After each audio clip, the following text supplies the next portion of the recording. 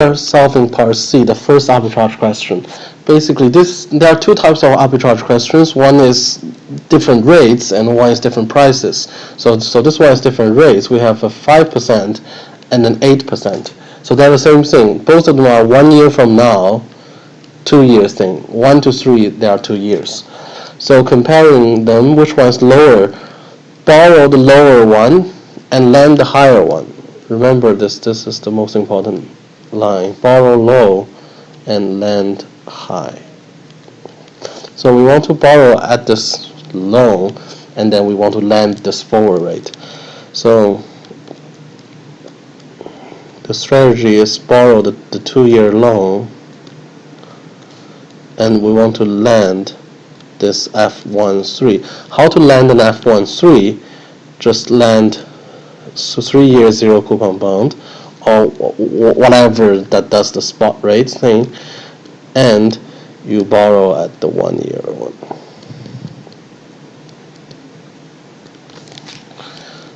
Combining them, you'll get a forward rate 1.3.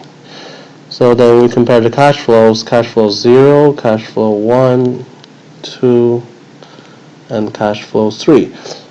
So none of them affects time 0, so this must be 0. So we probably want the arbitrage profit to happen at the end. So we want this to be positive, everything else to be 0. So you don't actually need to know whether to lend or borrow. You'll see.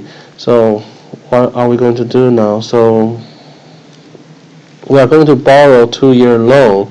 So we are going to borrow X dollars, means I will get X dollars. Borrow means I get, and then I need to pay at this 5%, so I need to return the squared X. So we need to balance these. This affects time 0 and times 3. This affects time 0 and time 1.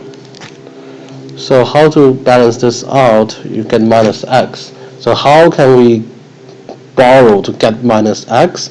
We need to borrow X over this R1, 1.04. So if I borrow that much money, let's rewrite this. This looks ugly.